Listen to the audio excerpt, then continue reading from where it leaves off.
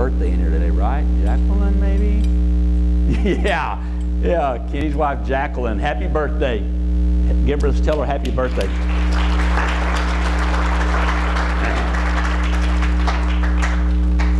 I was kind of going to save this vest coming off for later in the sermon because there's a thing, but after 4 of you told me I look like Mr. Rogers, it is now gone. Here, Peach. Okay. If you have a child ages 4 through the 2nd grade, they can join the kids going back to children's church, okay? Ages 4 through the 2nd grade. Yeah, that vest was going to be like a little, well, you'll see it in here when we talk about it, but I just had to do it. Joan was trying to mama me a minute ago. She said, I can put that back on you. She's so sweet, and that southern veil, and then, but it was like, I can put that back on you. No, I'm playing. Okay, last week was just this incredible time of looking at this song out of 1 Chronicles chapter 16, and it was this song of thanksgiving. And the song, we won't go back into that, and I'm not rehearsing that, but today I want to kind of lead you up to what that song, where it came from. And it was about when the Ark of the Covenant came back to the tabernacle. The Ark of the Covenant and the altar had been separated for somewhere between 70 and 100 years. And David went and got it and brought it back to the tabernacle, and they had this worship experience, and he wrote this song that was just about thanks. And so last Sunday, if you YouTube or whatever you do, you can go back and look at it if you missed it. But it was this whole thing about Thanksgiving. But it's so rich where it came from, and I wanted to show you. Now, some of this we've talked about before, and I'll hurry through those kinds of things. But there's just so much meat in here, I don't want you to miss it, okay? So, we're going to be looking at this story happens in 2 different places. We're going to spend most of our time today in 1 Samuel chapter 6. No, I'm sorry, 2 Samuel chapter 6. So if you were in Chronicles thinking we were there, you can go back to your left. If you're at the first, go through Genesis, Exodus, Leviticus, Numbers, Deuteronomy, Joshua, Judges, Ruth, 1 and 2 Samuel.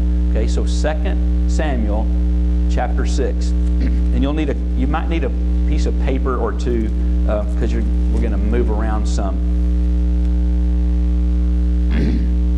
Okay, so for a period of between 70 and 100 years, the Ark of the Covenant had been away from where it was supposed to be. So what's the Ark of the Covenant? Okay, the Ark of the Covenant was this, basically a chest, and it was made out of this special kind of wood, and it had a covering over it which was made of gold, and this covering had these 2 cherubim, which were angels that faced each other and had their wings a certain way, and that was called the mercy seat. And it was symbolic of the presence of God. And inside of this chest, this Ark of the Covenant, were what you and I would call the 10 Commandments. It was the law of God that God had given to Moses. And so this article, this chest, I hate to even call it that because it's just so, it was holy. And it represented, it was symbolic of that I am with you. It's the presence of God. And so in the tabernacle, it was behind the veil in a place called the Holy of Holies. And it was so holy that only a certain 1 or 2 could go into that place, and only a specified day of the year. And so in fact, when the high priest would go, he had bells on his robe, and he had a rope tied around him, around his foot, in case he gets into the presence of God and dies. They could pull him out without having to go in there to try to get. I mean, that's kind of what's okay. So the tabernacle was where the Ark of the Covenant was at home.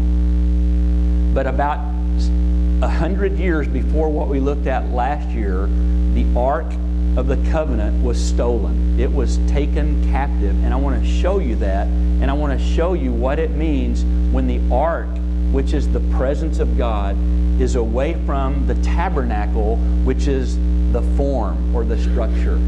See, some of us in this room, and I'm kind of cutting to the chase, we have lived the form without the presence, and we've ended up with legalism. And so the form, the tabernacle, in the New Testament, we are called the temple of the Holy Spirit. He came and tabernacled among us.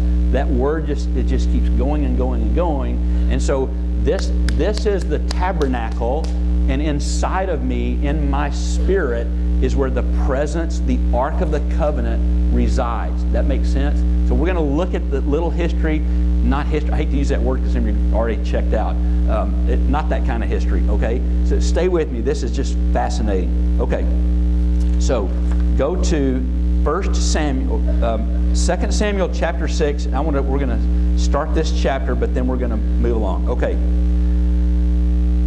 So David again brought together out of Israel chosen men, 30,000 in all, and he and all of his men set out from Bela of Judah to bring up from there the ark of God, which is called by the name of the Lord Almighty, who is enthroned between the cherubim that are on the ark. That's the angels, remember, on the covering.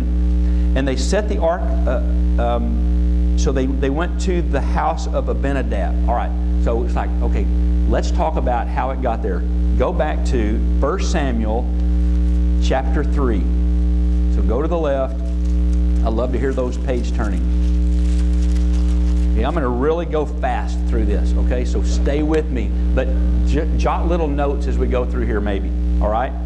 Okay, so remember, back in the very first part of 1 Samuel, there was this woman named Hannah. And Hannah she loved God with all of her heart, but she was barren. And her husband's name was Elkanah. His nickname was, probably, hey, Elk, whatever. Anyway, so here's Elk and Hannah, and they couldn't have children, and she would go before the Lord and pray, and finally God answered her prayer, and she became pregnant, and she had a son named Samuel.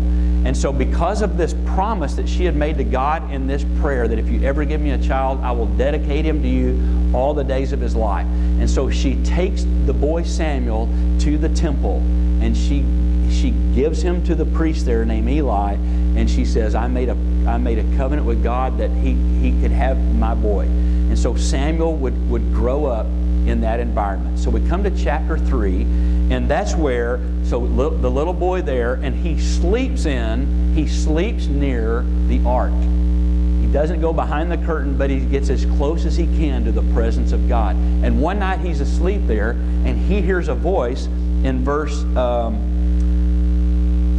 3. The lamp of God had not gone out, and Samuel was lying down in the temple of the Lord where the ark of God was. And then the Lord called Samuel, and Samuel said, here I am. And he runs to Eli.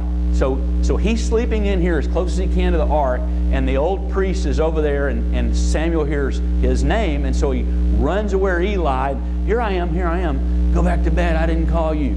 So he goes back and he lays down by the curtain as close as he can get to the presence of God, and here it comes again, Samuel, and here I am, you called me? So he runs in there again. And then the third time, Eli, the priest that should have known the whole time, realizes what was going on. And so he tells Samuel, go lie down. And if he calls you again, here you say, speak, for your servant is listening. And so Samuel went down and lay in his place. And then in verse 10, and the Lord came and stood there. Wow. I've got that underlined in my Bible with an exclamation point. That the Lord, so here's this boy with this childlike faith and trust, could see things that the high priest couldn't see. Anyway, so verse 15, he opens the doors of the house of the Lord. And verse 19, the Lord was with Samuel as he grew up, and he let none of his words fall to the ground. And all of Israel, from Dan to Beersheba, recognized that Samuel was attested as a prophet of the Lord. And the Lord continued to appear at Shiloh. Why is that important? Why is that important is because that's the nature of God. It's in Him to want to show up. God wants to reveal Himself. He wants to be the guest. He wants to be in our presence today. That is who He is. And it says He continued to show up and appear. He continued to appear over and over and over at Shiloh, where the ark was. He longs to pour out His presence. That's who He is. that begs a question. Is He welcome here? Is He welcome at your home? Yeah. Is there a I don't mean to sound like the preacher here, but I'm not, got to be careful how I say this. Is there a habit at your home? Is there a habit in your relationships? Is there a habit where you're constantly going, come, Lord Jesus, I want your presence. We long for your presence. I hunger for you. Like that song we just sang, that has to be the cry. Why? Because that's what God wants to appear. He wants to show up. He wants to surround us. Okay. And all Samuel's words came to all Israel. All right.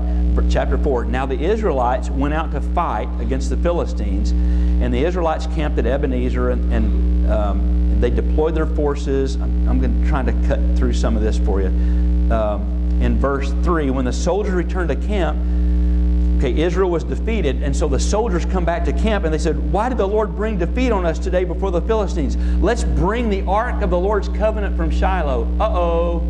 They're taking the presence of God out from where it was supposed to be. So they take the ark, kind of like it's a good luck charm or a rabbit's foot, and they haul it with them to battle, thinking that's going to help them. Well, they end up getting beat, and now that the ark is gone, the Philistines, after they had whipped them, they go, we'll take it. And so they take the ark, and I'm going to just read through these 4 chapters sometime today. So they take the ark, and they put it in the temple of their god. His name is Dagon, D-A-G-O-N. And it was like this huge statue. This, in my mind, it looks like an Indian totem pole. It's just like this huge statue. And so they set the ark by Dagon. And so the next morning they go in, and Dagon is on his face before the ark, which is just awesome. So this is where it was captured.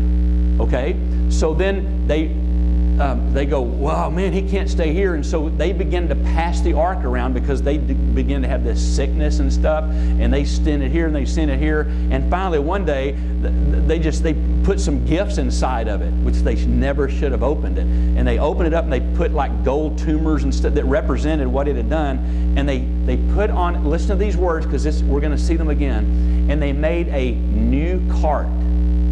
They didn't realize that there were very specific instructions that God gave to the Levites. Okay, listen carefully. Again, I'm not trying to use this as a teaching time, but you're going to hear this word come out of my mouth a lot, so you need to know what it means. A Levite was from the tribe of Levi.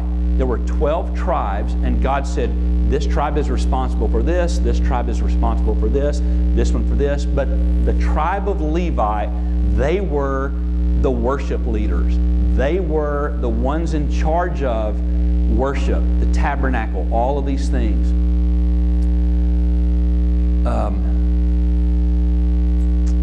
How do I say this?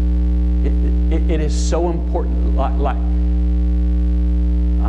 I'm way out here on a rabbit, and I'll just go ahead and chase it and saw myself off. When someone walks up these steps to be involved in worship, it has to be with the heart of a Levite. It has to be. This is not a joke. It's not for fun and games. It's not for, oh, look at me. Look, I'm going to do my chops. It is the Levite. It was the most, and we're going to see how dangerous it is to mess around with that. So here's the Levites that were responsible for okay, so God said only Levites can carry this, and they can't even touch it. They took these staves and they ran it through these rings on the bottom of the chest, and they would take the pole and they would carry it on their shoulders so that no hand would touch it. So God gave these specific instructions. Okay, but the Philistines didn't know that, so they thought, let's make a new cart. And so they made a new cart. They stuck their gifts in it, put a team of oxen on it, and whip, yeah, get out of here. And so these oxen walk off, and it walks off into where the Hebrew people were. And so they find it, and they set it in a guy's house named Abinadab. And for 70 years, the Ark of the Covenant of God, the presence of God, was away from the altar. It was away from the tabernacle where it was supposed to be. And it was in a guy's house. Last Sunday I was kind of messing around and said, it was just like this overlooked, it kind of got shoved in the corner, and you know, who knows, it might have been like the treadmill in our houses that we hang our clothes on, because we don't use the treadmill, we use it. But it's kind of what happened. It's kind of that idea. It was overlooked and ignored and not taken care of and not respected and honored like it was supposed to be. So that's it in a nutshell on those chapters going up to this, okay? So back in 2 Samuel chapter 6, when they go to, they set the Ark of God on a new cart. Now wait a minute, I thought the Philistines did that. Okay, so in their mind, that they remember how it came in, but in 100 years, they had not bothered to, let's find out about it, whatever. They just assumed that's how it came in, and that's what we'll do. So they make a new cart, and David is beginning to take it to Jerusalem. So still in verse 3, they put the Ark of God on a new cart, and they brought it from the house of Abinadab, which was on the hill. Uzzah and Ahio, sons of Abinadab, were guiding the new cart with the Ark of God on it. And Ahio was walking in front. So one of the boys was walking out in front, kind of leading the oxen, and the other was walking by the side of it, okay? And it kind of hits this rough spot in verse 6. When they came to the threshing floor of Nacon, Uzzah reached out and took hold of the Ark of God because the oxen stumbled. Okay, remember what I said when I was over here a minute ago? That no one was to touch the Ark of God, remember? But that law, that stipulation, it had been lost down through the years because of one thing or another. And he reaches up and touches it to kind of stable it. I don't want it to fall over. And he dies. So some of us go, wow, seriously? Really? I mean, is it seriously, God? You're going to kill somebody for that? So I've been thinking about that and praying about that. In fact, I wrote on my note, what? Really? See, here, it's like God was saying this. My laws are still living laws. Listen, we have to know that too. My laws are still living laws. It's like God's saying. Not obsolete, though you have forgotten them. Just because you have forgotten them doesn't mean that they're not still alive and in force. The sacred things that I appointed are still sacred in my eyes, even though you have neglected them, and I will not let you patronize worship by your rashness, by your ignorance, your irreverence, your familiarity. Does that sound right? Familiarity. What am I doing? That's what I said. Yeah, okay, all right. It just sounded weird. It's like playing Scrabble over Thanksgiving. You know, I put the word "and" down. I made a lot of points. It's like, that looked wrong. Okay, never mind. All right.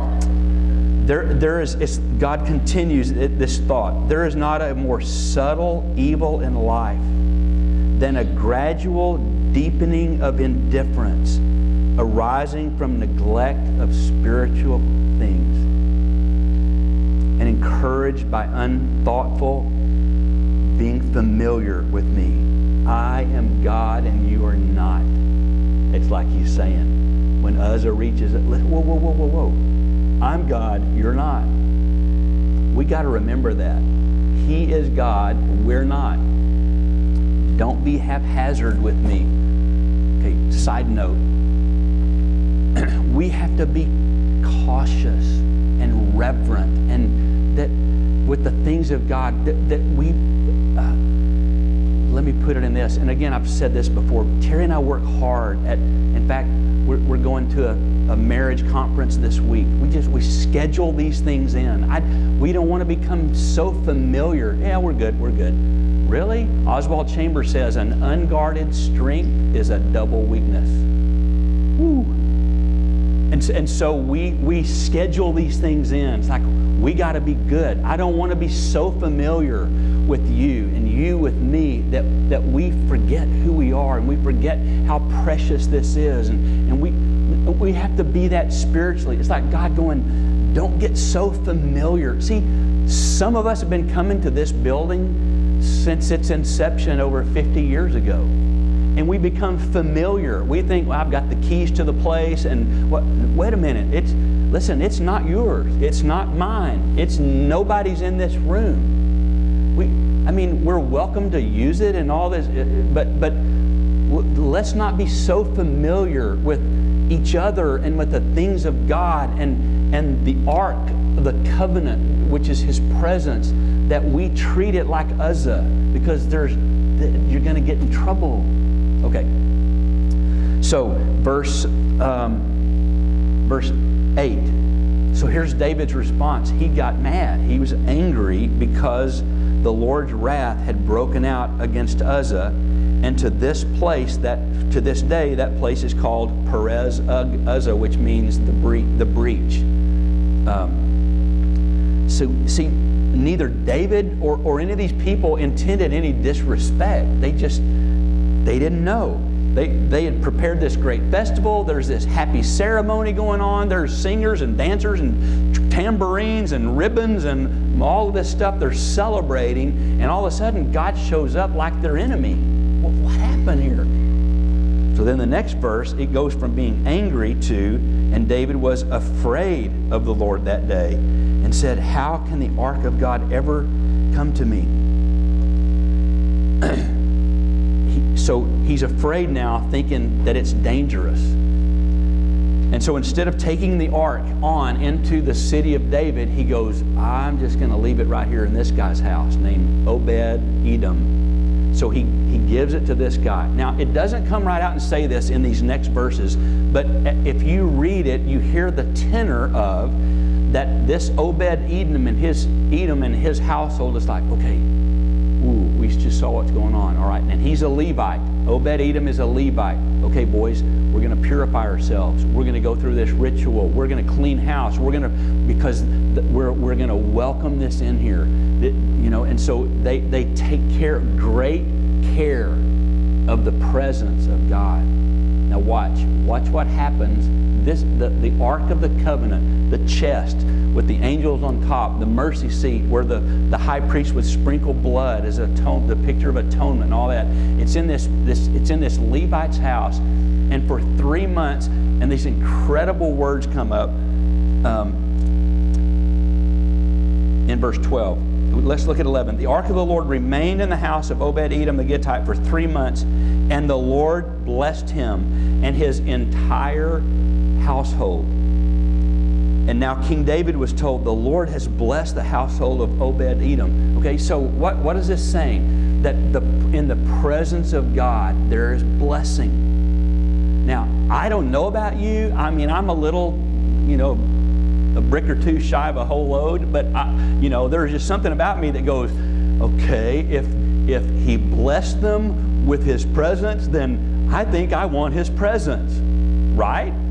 I want to be Obed-Edom, and so I'm like, God, I want to be careful. I want to treat you because I need your presence in my life. I need it in my marriage. I need it with my children. I need it in this church. I need it in my occupation. I need your presence, and His presence come, and with it comes the blessing of God.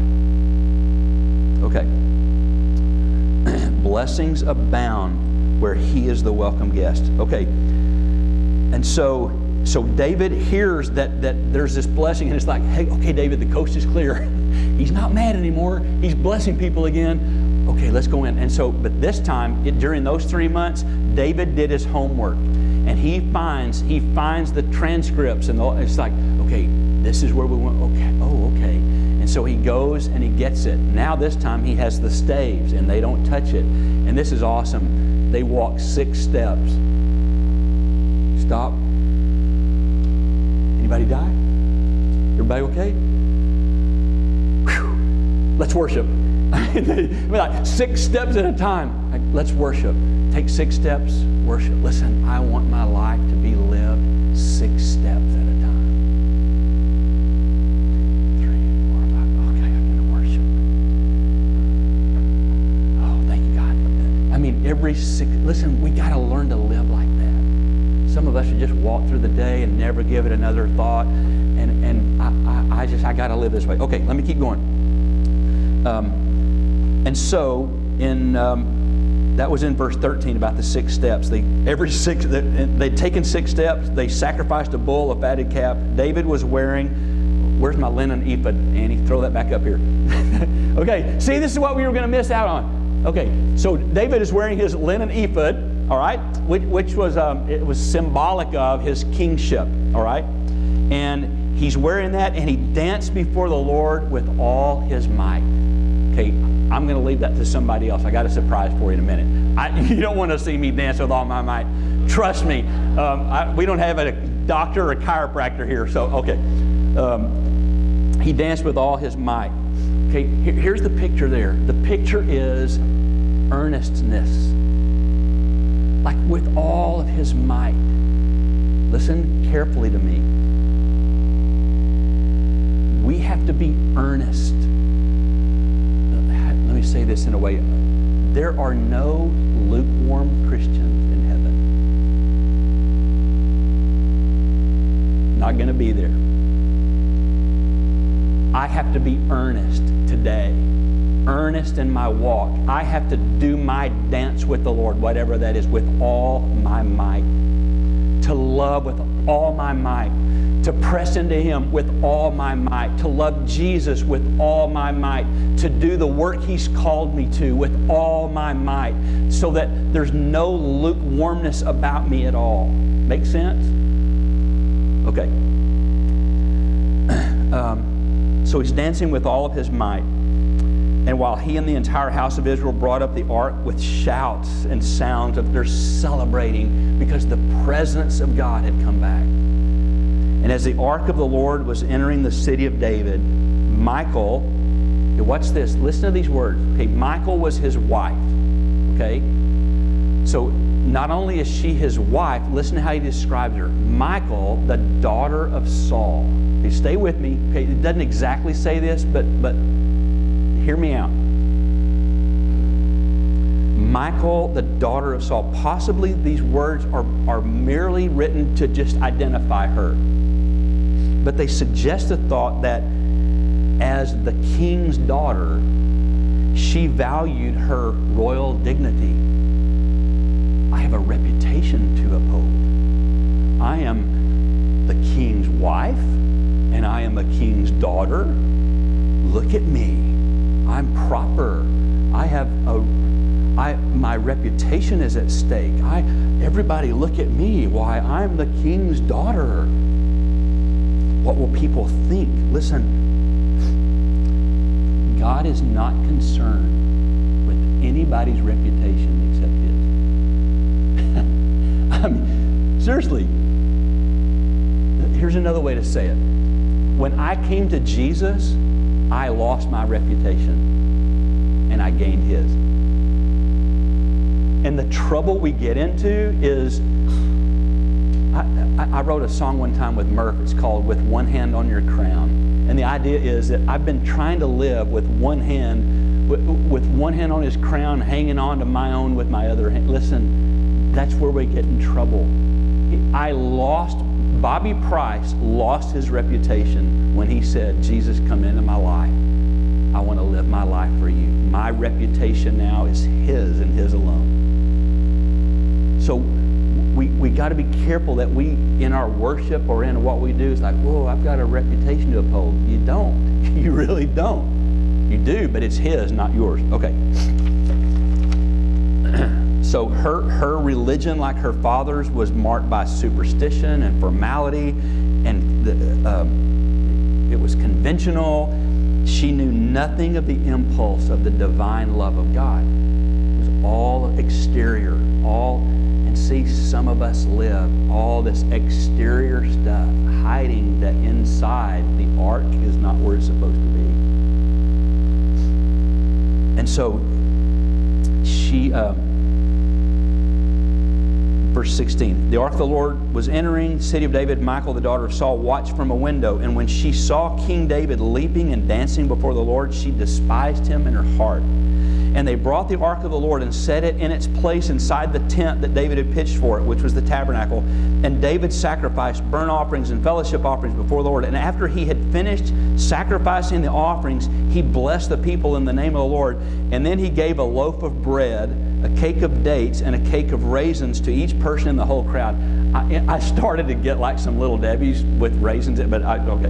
Hostess went out. Never mind. All right. So he gave them to every person in the whole crowd, both men and women, and all the people went to their homes. And when David, listen to this, when David returned home to bless his household, Michal, the daughter of Saul, there it is again, came out to meet him and said, she got her hands on her hips, and she got this thing going.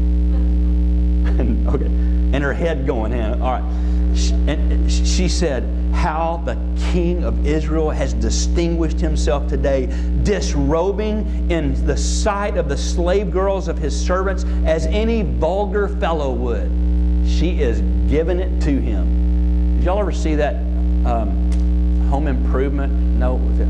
Yeah, Home Improvement. It had the look on it, about the look of the wife. Okay, never mind. All right. She's got this look. See, his offense in Michal's eyes was not his dancing, but it was divesting himself of his kingship. Remember, he took off that robe that made him the king, and he became common. He became, in other words, it's like when you are in the presence of the King of Kings, there are no kings. When I am in the presence of Jesus, there is no room for anything except this. See, before Him, on our knees, we all look the same. And so that's what she's upset about. Why? We have this, I mean, she's so struggling with this reputation thing. She said, you took off your royal robe and you appeared before your subjects like the inferior ones. One time, we were out in the front yard and this friend of ours drove by that was in our church. And they were I was a youth minister and this girl was in my youth group. And I took care of family things and all this stuff. Anyway, this particular was now a woman, and she came by, and just in mentioning, she said, well, the Walmart trash. And my little wife, just, that did not set real well. It's like, oh, really? That's kind of, it's like she's saying, you became like the Walmart trash. We are. That's what as we were working through that lyric a minute ago, see, some of us really have a hard time with this. As we're working through that lyric a minute ago when it was on the screen and we were talking about, we've got to come to this place where we admit, I'm weak.